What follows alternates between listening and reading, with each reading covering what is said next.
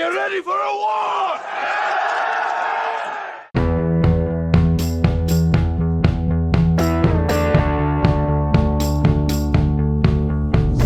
Mel Gibson é um brilhante ator, roteirista, diretor e produtor de Hollywood. Esse galã dos olhos azuis é um gênio, vencedor de 2 Oscars e do Globo de Ouro de melhor diretor. Pai de muitos filhos, filantropo e milionário. Mas o Sr. Gibson também é desordeiro, briguento e era o ator favorito do falecido líder norte-coreano Kim Jong-il. Mix Show apresenta Como é a vida de Mel Gibson e como ele anda. Malcolm Kill Gerard Gibson nasceu em 3 de janeiro de 56 nos subúrbios de Nova York e foi o 6º filho de uma família católica irlandesa. Ele recebeu o nome dos santos Mel e Colum Kill, venerado como um dos 12 apóstolos da Irlanda. Os pais dele, Anne Patricia e Hutton Gibson, são pessoas simples e profundamente religiosas que viam o significado da vida nos filhos. Eles tiveram uma família muito grande com um total de 11 filhos. O grande futuro de Mel devia estar no DNA dele, porque a avó paterna brilhava na ópera australiana e o avô era dono de uma empresa de tabaco muito lucrativa na América do Sul, considerada milionária. O segundo componente da fórmula do sucesso dele foi o amor e o cuidado ilimitado dos pais, que fizeram todo o possível pelos filhos. Mas a família não era o que a gente podia chamar de rica. O pai era maquinista na Ferrovia Central de Nova York e acabou se acidentando no trabalho. Com um QI alto e uma determinação imensa, Hutton conseguiu na justiça uma indenização substancial do antigo empregador no valor de $145 mil. Além disso, com a mente afiada dele, ele ganhou $21 mil num jogo de TV internacional, o que veio a calhar quando o conflito do Vietnã surgiu no horizonte dos Estados Unidos. Ele não ia arriscar a vida dos filhos, que poderiam ser convocados para servir, e decidiu se mudar com a família para a Austrália. Mel terminou muito bem a escola. Ele teve uma educação religiosa e sonhava em ser jornalista. Mas ele deve grande parte da escolha profissional do futuro à irmã, que, conhecendo a arte e a paixão dele por brincadeiras, matriculou ele no Instituto Nacional de Artes Dramáticas de Sydney. Mas ele mesmo claramente não estava lá muito empolgado, e na véspera da audição ele bebeu muito e entrou numa briga, o que fez ele parecer muito abatido. A surpresa foi que ele curtiu muito a coisa toda e começou os estudos em Sydney morando com os amigos, incluindo o futuro vencedor do Oscar, Geoffrey Rush. Quando ele ainda era estudante, ele estrelou o primeiro filme, O Último Verão, ganhando só $400. E logo depois de se formar, começaram a chegar os convites para os papéis de cinema, além de convites para se juntar à trupe estadual de teatro. Os primeiros passos dele foram bem. Foram lançados quase ao mesmo tempo Tim, que foi bem recebido pela crítica, e o icônico filme distópico de George Miller, Mad Max. It'll take you 10 minutes to hack through it with this. Now, if you're lucky, you could hack through your ankle in 5 minutes. Go. Esse filme trouxe fama, um cachê de $15 mil australianos, e Mad Max acabou se tornando o filme australiano de maior sucesso, arrecadando mais de $100 milhões no mundo todo. De início, ele não estava contando com o papel principal, porque ele apareceu para o teste de elenco depois de outra briga. Ele estava com o rosto inchado por causa de arranhões e hematomas. Aí convidaram ele para fazer um teste depois de algumas semanas para o papel de uns malucos. Quando já estava tudo bem, ele voltou para a audição, convidaram ele na hora para fazer o papel de Max. Ninguém conhecia o impressionante galã como o sacana de antes. O destino dá a ele um presente depois do outro. Dessa vez, o sucesso ia vir na vida pessoal dele com a chegada de Robin Moore, uma charmosa assistente dentária. Eles se conheceram em Adelaide, onde ele saiu em turnê com o teatro. Mas tem também uma versão alternativa, que eles se conheceram com a ajuda de uma agência de casamento. Talvez ele precisasse recorrer a esses casamenteiros profissionais, porque quando ele era jovem ele sofria de um complexo de inferioridade. Tinha vários casinhos, brigava, bebia e se envolvia em umas histórias bem desagradáveis. Depois de uma briga, ele ficou à beira da morte, o que fez ele repensar a vida dele. Em 1980, Mel e Robin começaram um casamento muito forte, que durou quase 30 anos e trouxe ao mundo 7 filhos, 5 meninos e 2 meninas. Com a esposa como fortaleza, ele continuou conquistando as telas.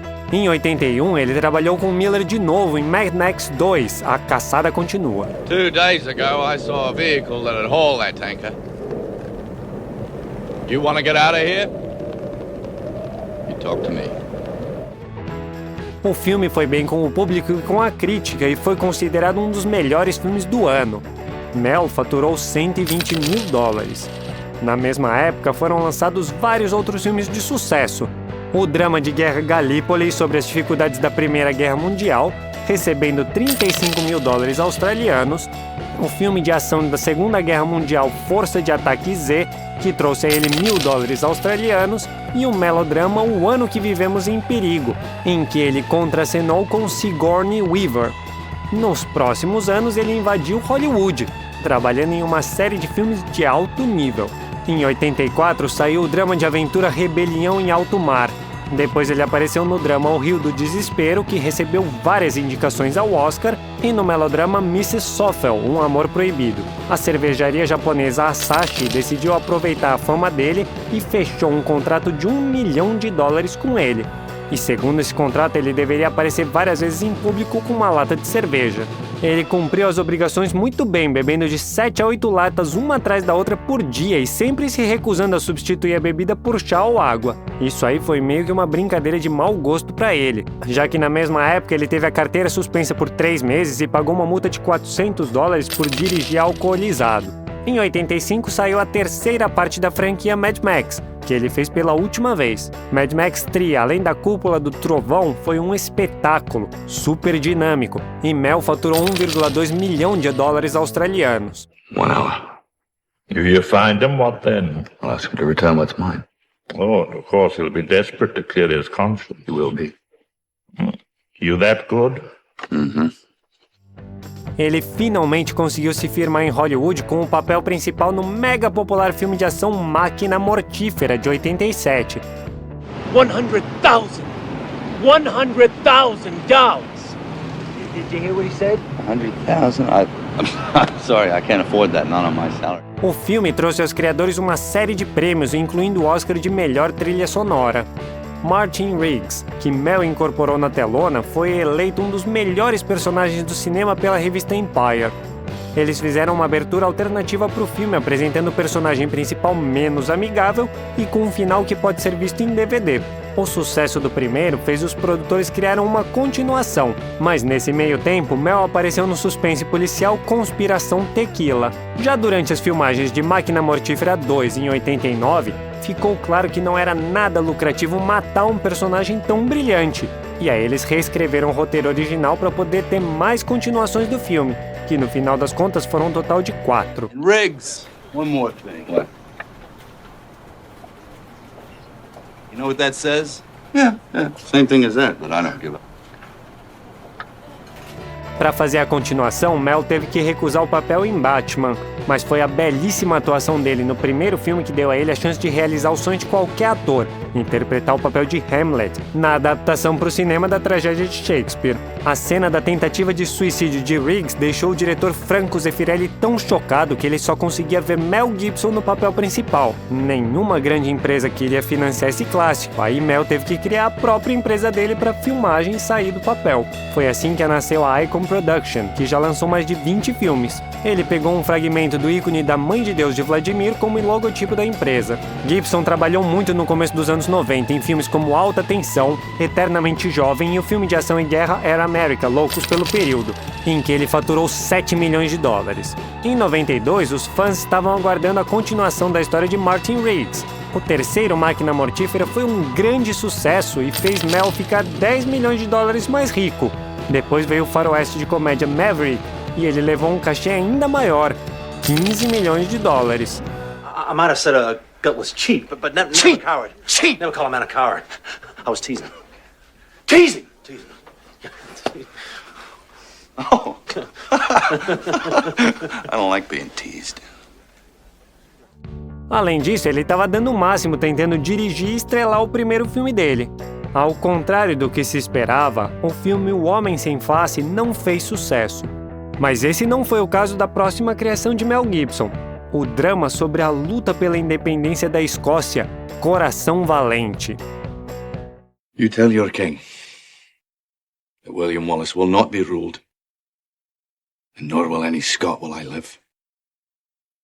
Foi literalmente uma explosão nas telas. A prova disso foram as 10 indicações ao Oscar, com 5 prêmios, incluindo Mel Gibson na categoria de melhor diretor. Além do Oscar, ele ganhou o Globo de Ouro de melhor diretor. A história da criação do filme tem vários fatos interessantes, como, por exemplo, o personagem de Mel, segundo a história, só tem 20 anos, mas ele mesmo já tinha 38 na época. Era para o filme ser muito mais duro, mas por conta do limite de idade, eles tiveram que cortar muitas cenas polêmicas.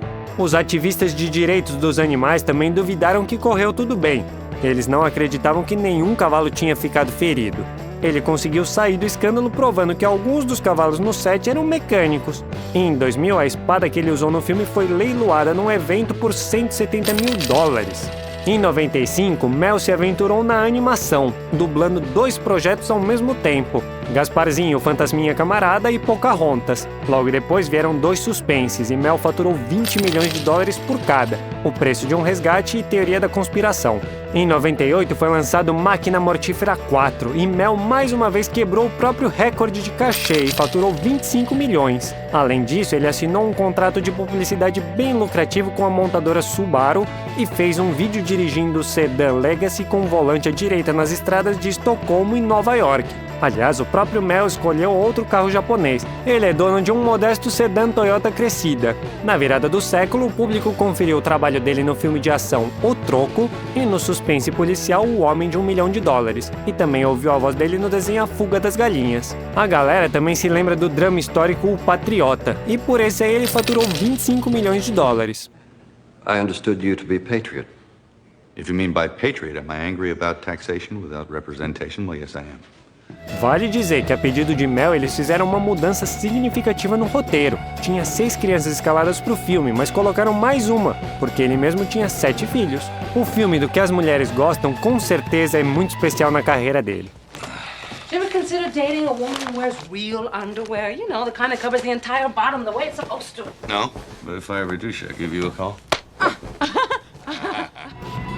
Fã de brincadeiras e pegadinhas, ele interpreta brilhantemente um charmoso mulherengo, que depois de levar um choque passou a ouvir os pensamentos das mulheres. A comédia foi um sucesso imenso e arrecadou 374 milhões no mundo todo, se tornando o 4º filme de maior sucesso de 2000. Na mesma época, Mel esteve no centro de uma guerra farmacêutica de grande escala travada por uma agência do Departamento de Saúde e Serviços Humanos dos Estados Unidos, tentando limitar a ingestão de vitaminas dos americanos. Para protestar, ele fez um vídeo em que as forças especiais invadem a casa dele. Ele estava com um roupão de banho e um pote de vitamina C e dizia para os agentes: "São só vitaminas!" Com a chegada dos anos 2000, ele não ficou tão na ativa quanto na década de 90.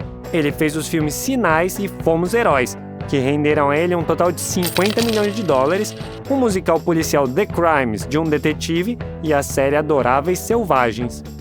Mel tá fazendo cada vez mais esforço e colocando recursos nos próprios projetos, assumindo uma carreira de diretor. Um verdadeiro acontecimento no mundo do cinema foi o filme religioso A Paixão de Cristo, de 2004. O filme chocou o público mostrando as últimas 12 horas da vida de Jesus Cristo. Todos os diálogos são em aramaico, hebraico e latim reconstruídos. Depois de lançar o filme, Mel declarou que o autor era o Espírito Santo e ele era apenas um guia.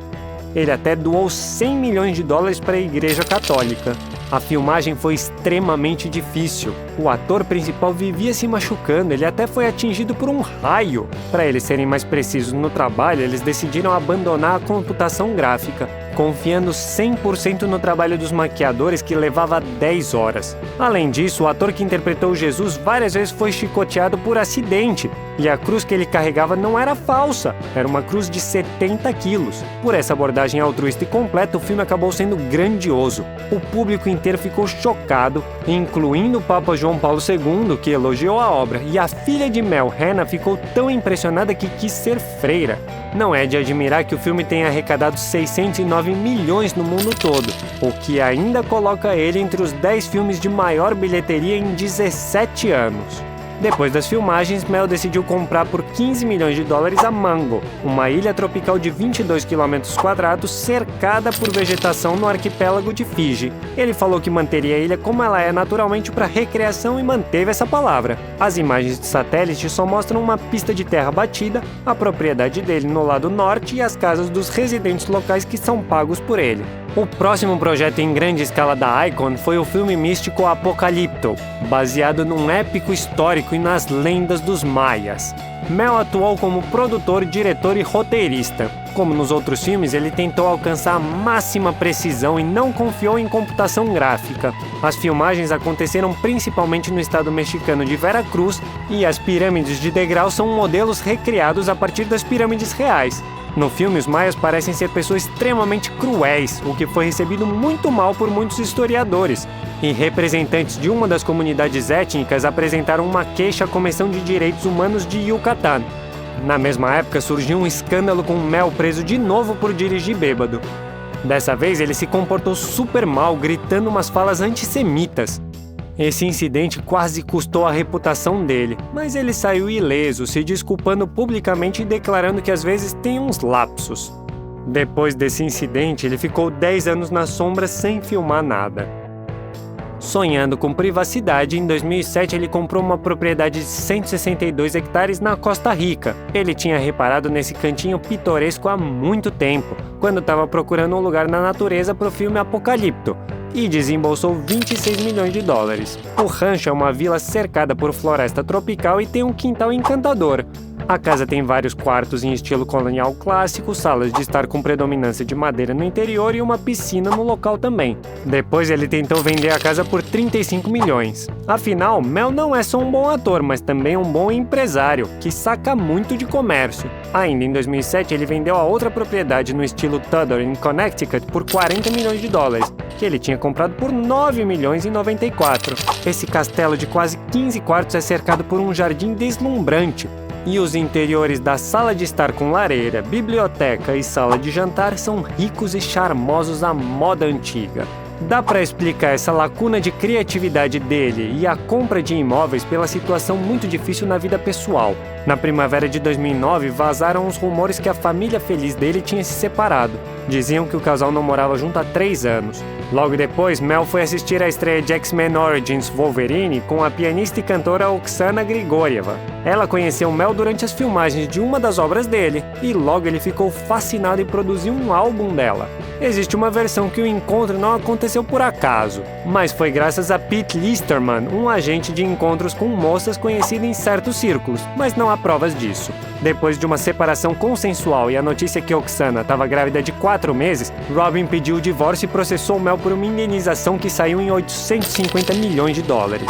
Além disso, ele tem que pagar metade do cachê dele à ex pelo resto da vida, e pouco depois ela recebeu 2 mansões em Malibu no valor de 22,5 milhões. No geral, a indenização do divórcio deles é considerada uma das maiores da história de Hollywood. Em outubro de 2009, Mel e Oksana tiveram uma filha, que foi a 8ª dele. A família, junto com a recém-nascida Ana Lucia, se mudou para uma mansão de 11,5 milhões de dólares em Malibu. Mel comprou ela do amigo David Duchovny. Mas a vida familiar não foi muito bem, e 6 meses depois eles se separaram. Uns meses depois, Oksana relatou à polícia que Mel tinha abusado fisicamente dela. Um processo criminal foi aberto contra ele, terminando com uma liberdade condicional de 3 anos, uma multa de $400 e a proibição de abordar a filha deles. O tribunal também decidiu pagar uma indenização de 750 mil à esposa, já que eles tinham uma união estável, e 40 mil por mês até que a menina faça 18. Oksana também ficou com um chalé em Sherman Oaks, que Mel tinha comprado em 2009 por 2,4 milhões. O tribunal também fez Mel arcar com os custos de manutenção dessa casa, mas isso não foi suficiente para ela. E ela postou na internet a gravação de uma conversa telefônica com Mel, com ele fazendo várias ofensas racistas. Isso quase custou a carreira e a reputação dele. Muita gente deu as costas para ele, só Jodie Foster, Robert Downey Jr., Robert Rodriguez e Sylvester Stallone o ajudaram. Graças a Rodriguez e Stallone, mais tarde ele estrelou Machete Mata, fazendo pela primeira vez um vilão, e Os Mercenários 3. He thinks I'm joking. I'm not joking. You should see me when I'm angry. You'd be very impressed. Then very dead. Como resultado do escândalo enorme com ele, eles tiveram que adiar o trabalho no filme de ação Plano de Fuga. E a estreia da tragicomédia Um Novo Despertar, que estava programada para estrear em dezembro de 2010 com a expectativa de uma indicação ao Oscar, só aconteceu em maio de 2011. A estreia não foi nenhum sucesso. O filme foi um fracasso. Para piorar a situação, em 2010 ele sofreu um acidente de carro, batendo o Maserati dele num penhasco numa estrada de Malibu. Felizmente, ele saiu ileso. Já o carro teve que ser rebocado. Depois disso, ele decidiu mudar para um carro elétrico inteligente e já tem muitos anos que ele dirige esse. Mel tentou mergulhar num novo romance e em 2012 ficaram sabendo do relacionamento dele com a atleta Ashley Cusato. Mas o namoro acabou muito rápido. O próximo período na vida dele pode ser chamado de reinicialização, um silêncio completo na vida pessoal e profissional. Foi só em 2016 que ele saiu do casulo. Foi lançado o filme de ação Herança de Sangue, e Mel lançou Até o Último Homem, que rendeu a ele uma indicação ao Oscar de melhor diretor. Souberam também que a nova namorada dele, Rosalind Ross, ia dar a ele um nono filho. Em 20 de janeiro de 2017, eles tiveram Lars Gerard. No ranking dos atores com mais filhos, Mel só perde para Charlie Chaplin, que teve 11 filhos, mas algo diz que ele ainda vai competir pelo primeiro lugar. Nos últimos anos, ele atuou em filmes como Justiça Brutal, Mate ou Morra, A Força da Natureza, Instinto Assassino e Pai em Dose Dupla 2. Why does a duck have feathers? Why? To cover up his butt quack. Hey, kids, I got a good one for you. Two dead hookers wash up on the shore. Whoa, shut up. O mais notável deles é o drama de 2018, O Gênio e o Louco, em que ele ficou trabalhando por 17 anos. O resultado disso foi que as filmagens foram acompanhadas por escândalos e litígios. A Voltage Pictures, produtora do filme, proibiu as filmagens em Oxford. Os motivos foram os gastos excessivos no orçamento e falta de tempo para filmar, o que fez eles mudarem para Irlanda. Mel ficou furioso e não conseguiu perdoar essa humilhação com o filme dele, recorrendo à justiça para tentar proibir o lançamento.